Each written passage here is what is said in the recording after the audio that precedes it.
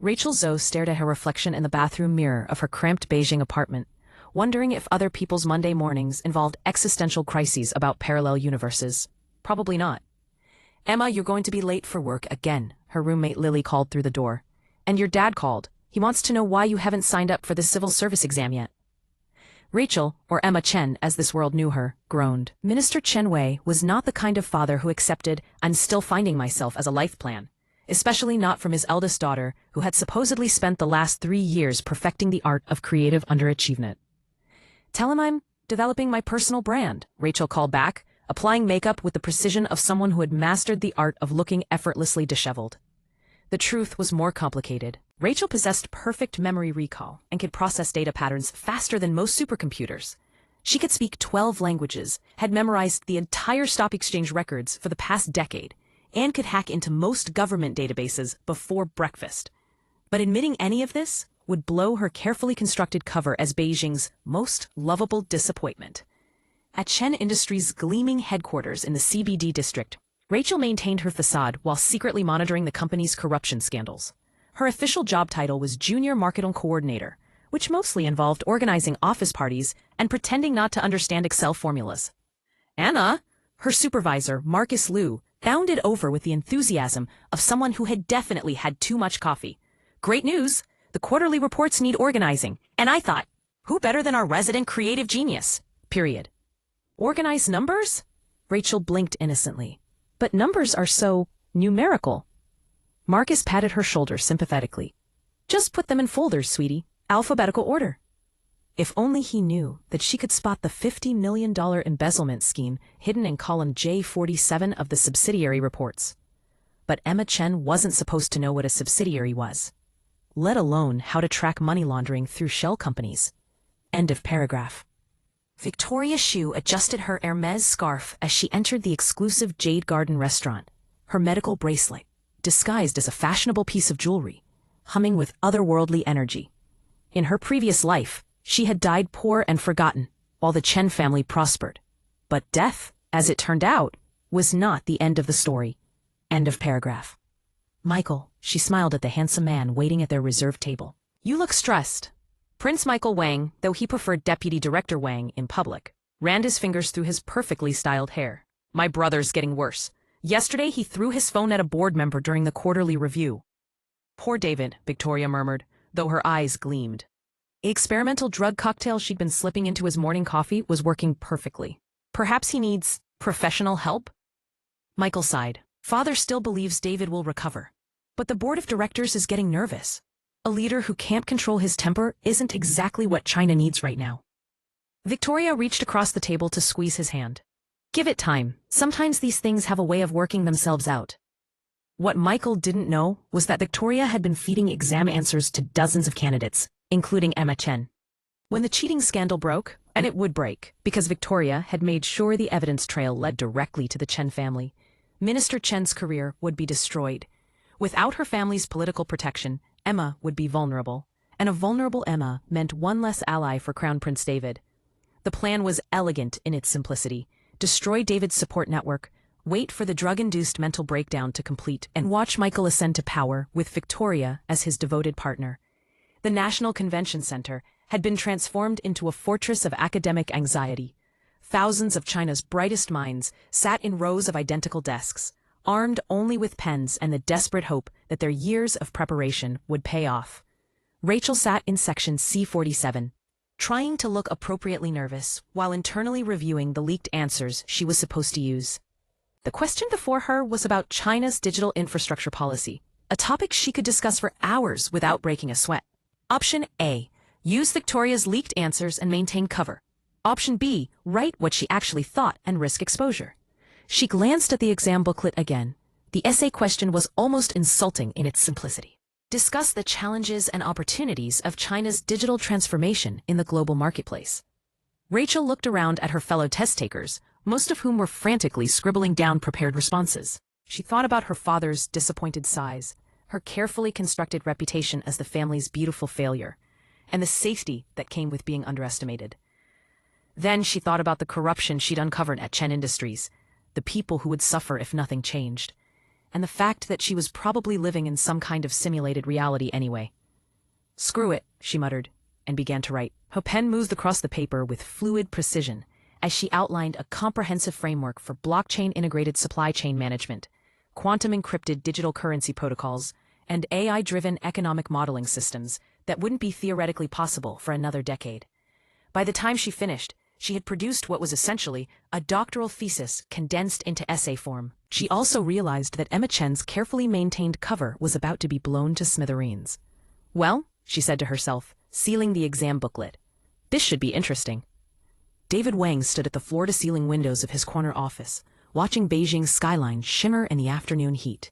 His reflection looked back at him, still handsome, still imposing, but with dark circles under his eyes and a slight tremor in his hands that he couldn't quite control. The morning board meeting had been another disaster. He'd completely lost his temper over a minor budgetary disagreement, and his assistant had to escort him out before he said something that would end up on social media. "Your Highness, Director Wang?" His secretary Li Wei knocked hesitantly on the door. "The president wants to see you." "Something about the civil service exam results." David's jaw tightened. More bad news, no doubt. "Fine. And Di Wei? If you call me Your Highness again, I'm docking your pay." "Sorry, sir. It's just that you looked so regal, standing there brooding at the window." "I don't brood." "Of course not, sir. You contemplate intensely." Despite everything, David almost smiled. Li Wei had been his assistant for 3 years and had developed an impressive talent for diplomatic phrasing. The walk to his father's office felt like a death march. President Wang was not a man who summoned people for casual conversations. "David." His father looked up from a stack of papers, his expression unreadable. "Tell me, what do you know about Emma Chen?" "Minister Chen's daughter? Isn't she the one who spent last year trying to become a lifestyle influencer?" President Wang handed him a document. "She scored perfect marks on the civil service exam. Her essay on digital infrastructure policy is the most innovative thing I've read in 20 years. David scanned the paper, his eyebrows rising with each paragraph. "This is incredible. She designed a completely new framework for economic integration." He looked up. "Are we sure this is the same Emma Chen who once tried to expense a spa weekend as team building?" "Quite sure. I want you to work with her. Closely." "Father, I don't think that's a good idea. I'm not exactly stable right now." "Which is precisely why you need someone brilliant watching your back." President Wang's tone booked no argument. "The country needs leaders who can innovate, David. Miss Chen has just proven she can think 20 years ahead of everyone else." As David left his father's office, he wondered if brilliant advisors came with instruction manuals, preferably ones titled, "How to Work with Geniuses When You're Slowly Going Insane." Rachel stood outside the imposing gates of Zhongnanhai, trying not to look like she was about to throw up. Her cover as Emma Chen, lovable airhead, was officially blown. Now she had to convince China's volatile crown prince that she was just a really smart party girl, not an interdimensional traveler with perfect memory recall. "Miss Chen?" A serious-looking man in a black suit approached her. "I'm Li Wei, Director Wang's assistant. He's waiting for you." The building's interior was all marble floors and intimidating portraits of former leaders.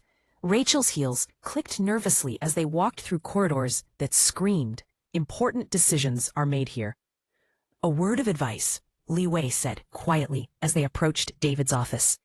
"Director Wang has been under stress lately. Try not to take anything personally if he seems a bit intense." "Define intense," Rachel whispered back. "Last week he threw his laptop out the window because it was running slowly." "Oh, that kind of intense." Li Wei knocked on the door. "Director Wang, Miss Chen is here." "Come in," came a voice that managed to sound both commanding and exhausted. David Wang was exactly as Rachel had expected. Tall, sharp-featured, with the kind of presence that suggested he was used to being the most important person in any room. What she hadn't expected were the subtle signs of illness. The slight tremor in his hands, the way he held his jaw too tightly, the faint sheen of perspiration despite the air conditioning. "Miss Chen," he stood, extending his hand. "I have to admit, your exam results were surprising." Rachel shook his hand, noting the elevated temperature. "I've always been good at surprising people, Director Wang. Usually not in ways that end well for me." David's lips quirked slightly. "Please, sit. I've been reading your economic analysis. Where did you learn about quantum encryption protocols?" "Think fast, Rachel." Online courses. YouTube University is surprisingly thorough these days. YouTube University? David stared at her. You designed a revolutionary framework for digital currency management based on YouTube videos? Well, YouTube and some light reading, Rachel said, trying to look embarrassed rather than terrified. I may have understated my interest in economics on previous occasions. Previous occasions, like your job application, where you listed your greatest strength as creative problem solving and your greatest weakness as caring too much about feng shui. In my defense, good energy flow is important for productivity. David was quiet for a long moment, studying her with dark eyes that seemed to see right through her carefully constructed facade. Miss Chen, I'm going to ask you a question, and I want you to answer honestly. Are you actually the woman your reputation suggests, or is there something else going on here? Rachel met his gaze steadily. What if I told you that sometimes people hide who they really are because the truth is too complicated for the world they live in? I'd say, that sounds familiar, David replied softly. Very familiar indeed. Over the following weeks, Rachel found herself spending more and more time in David's office, ostensibly working on digital policy reform, but increasingly focused on the mystery of his declining health. You're burning up, she said one afternoon, pressing her hand to his forehead without thinking. Have you seen a doctor? David caught her wrist, his grip gentle but firm. I'm fine. You're not fine. Your temperature is at least 102. You haven't eaten lunch in 3 days, and yesterday I watched you stare at a wall for 10 minutes because you forgot what you were doing mid-sentence. Are you analyzing me, Miss Chen? Someone has to. Your assistant is too scared of you, your brother is too ambitious, and your father is too busy running the country. Rachel pulled her hand free. When did it start? When did what start? The symptoms, the mood swings, the fever, the memory lapses. 3 years ago. David's eyes sharpened dangerously. What are you implying? I'm not implying anything. I'm stating, as your advisor, that you're exhibiting signs of systematic poisoning. The silence that followed was so complete that Rachel could hear her own heartbeat. David stood slowly, his movements controlled but threatening. That's a very serious accusation, he said quietly. It's also accurate. Rachel remained seated, projecting calm she didn't feel. The question is, who has access to your daily routine, medical knowledge sufficient to maintain a gradual dosing schedule, and political motivation to want you incapacitated? David's hand moved to his phone. Li Wei, cancel my appointments for the rest of the day, and bring me the personnel files for everyone who has access to my office, my apartment, and my food. After Li Wei left with the files, David turned back to Rachel. If you're wrong about this... Okay, I'm not wrong. Rachel stood, moving to his desk where she pulled up his schedule on his computer. Look at the pattern. Your episodes are worse on days when you have morning meetings. They're milder on weekends when you eat at home. And they started exactly 3 years ago, right after Victoria Xu became involved with your brother. Victoria? David frowned. She's a pharmaceutical consultant. She helps with his health policy initiatives. She's also a woman with access to experimental drugs and a very compelling reason to want you out of the succession line. David sank into his chair, the weight of implications settling over him. How do I know I can trust you? Rachel smiled sadly. Because I'm the only one who's asking the right questions. And because... She hesitated, then decided to take the leap. Because I think I might be falling in love with you, which is really inconvenient timing considering your family probably thinks I'm a gold-digging social climber. David stared at her for a long moment, then started laughing, a real, genuine laugh that transformed his entire face. Emma Chen, he said, you are either the most honest woman in Beijing or the most dangerous. I can't decide which. Why not both? Rachel grinned. I've always been an overachiever. Detoxing from systematic poisoning while maintaining a public facade turned out to be exactly as hellish as it sounded. Rachel had moved into the guest suite of David's private residence, ostensibly to work on policy papers, officially because someone needed to make sure he didn't die in his sleep. I feel like I'm being eaten alive from the inside, David groaned from his bed, where he'd been alternating between fever chills and sweating fits for the past hour. That's the toxins leaving your system, Rachel said, adjusting the ice pack on his forehead. The good news is that your cognitive function is already improving. Yesterday you remembered my middle name. What is your middle name? I don't have one. But you remembered that fact, which shows your attention to detail is returning. David managed a weak smile. You're enjoying this, aren't you? Watching you suffer? Absolutely not. Rachel sat on the edge of the bed. Watching you get better? Yes. It's like seeing someone come back from the dead. Dramatic much? David, 3 weeks ago, you couldn't hold a conversation for 10 minutes without losing your train of thought.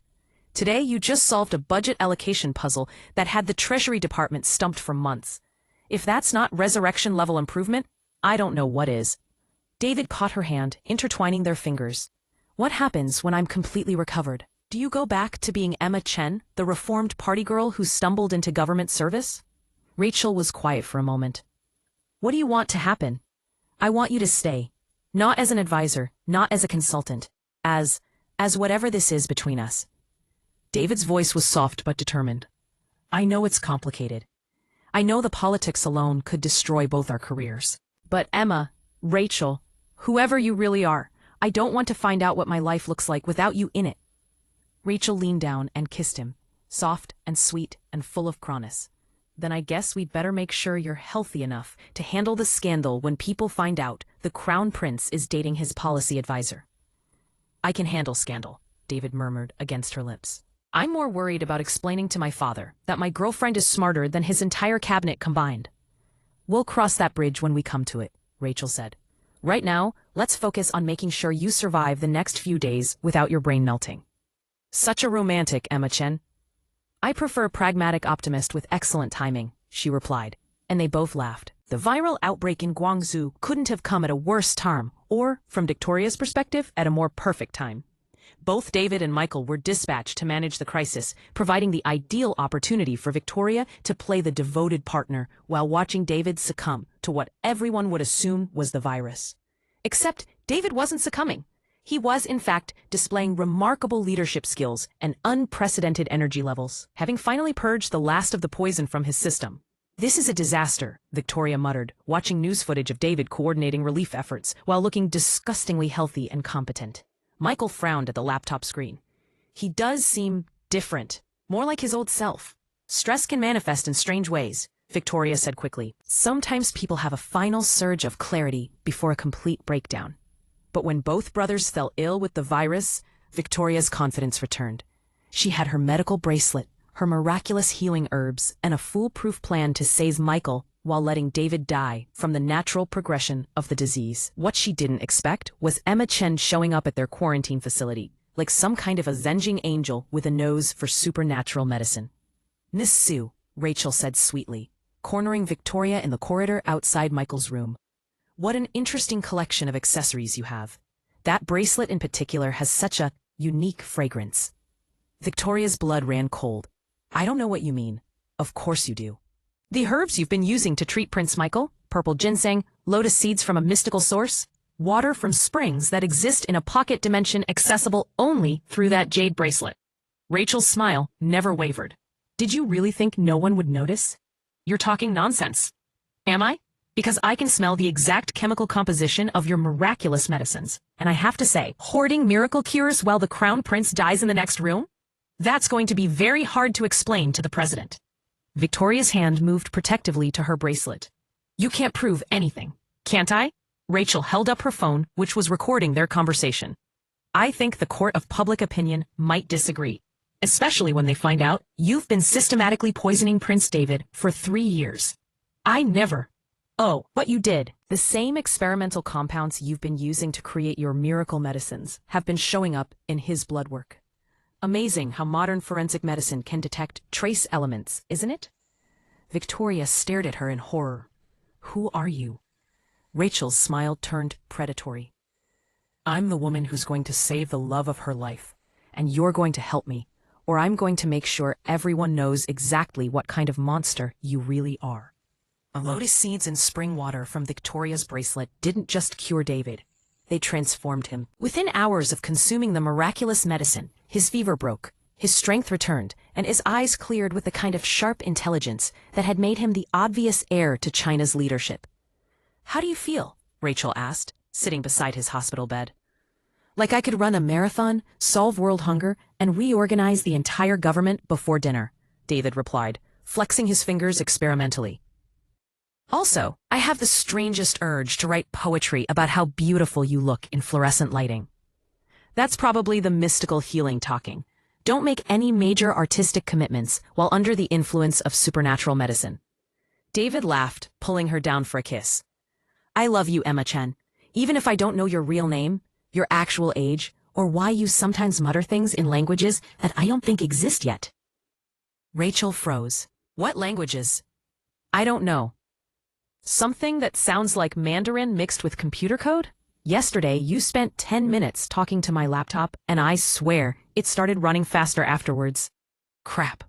Rachel had been so focused on maintaining her human cover that she'd forgotten to monitor what she said when she thought no one was listening. That was just debugging, she said weakly. I talk to electronics sometimes. It's a quirk. Emma, David sat up, his expression serious. I need you to tell me the truth. All of it. Who you really are, where you come from, how you knew about the poisoning, why you can identify mystical medicine by smell alone.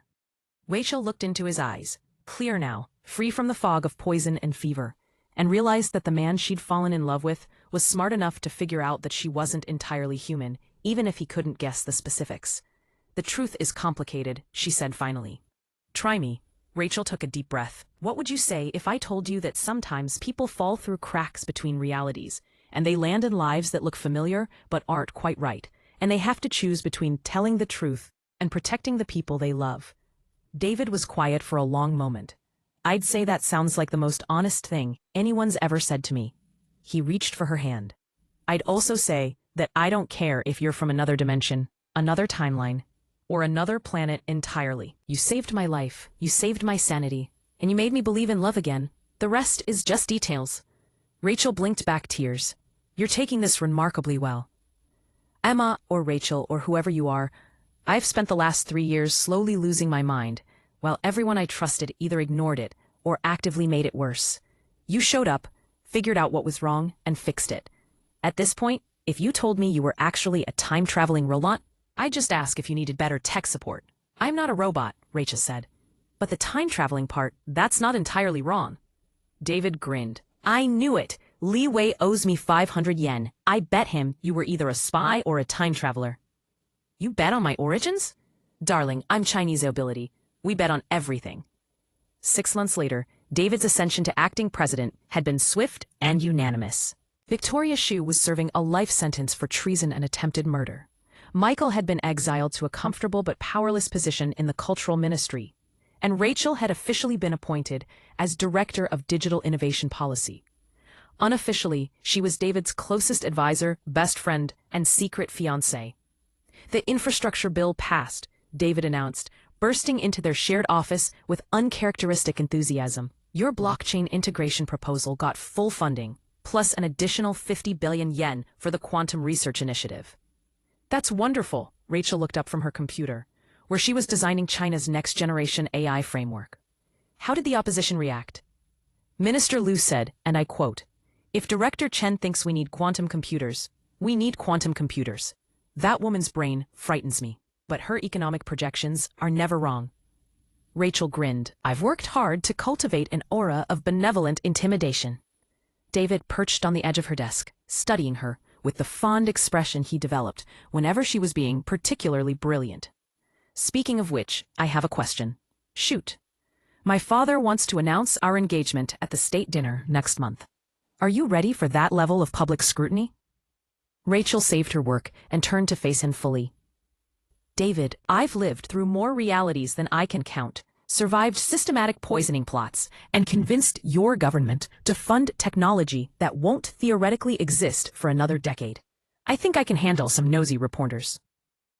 And the fact that marrying me means you'll probably end up as China's first lady someday? I've run entire civilizations in previous lives. I'm pretty sure I can manage state dinners and diplomatic protocols. David blinked. Previous lives? Did I not mention that part? Rachel smiled innocently. The interdimensional travel comes with some interesting perks. Don't worry, I'll teach you everything I know about running a country efficiently. Is there anything else I should know about my fiancé's mysterious background? Rachel pretended to consider this seriously. Well, I may have accidentally revolutionized your military's strategic planning algorithms when I was bored last Tuesday, and I've been slowly upgrading China's entire digital infrastructure using principles that won't be discovered by normal science for about 30 years. Anything else? Oh, And I love you more than I've ever loved anyone across multiple lifetimes and parallel dimensions, which, statistically speaking, is pretty impressive. David leaned down and kissed her, soft and sweet and full of promise. I love you too, Emma Rachel Chen, interdimensional time traveler and the most brilliant woman in at least 2 realities. Just 2? Rachel raised an eyebrow. I think you're underestimating my impact. Fine, David laughed. The most brilliant woman in all possible realities. Better? Much better, Rachel said, pulling him down for another kiss. Now, about that quantum computer project. I have some ideas that are going to blow your mind. Outside their office windows, Beijing stretched toward the horizon, a city transforming under their combined vision. And somewhere in the digital networks that connected it all, Rachel's enhanced consciousness hummed with satisfaction. This reality, she decided, was definitely a keeper.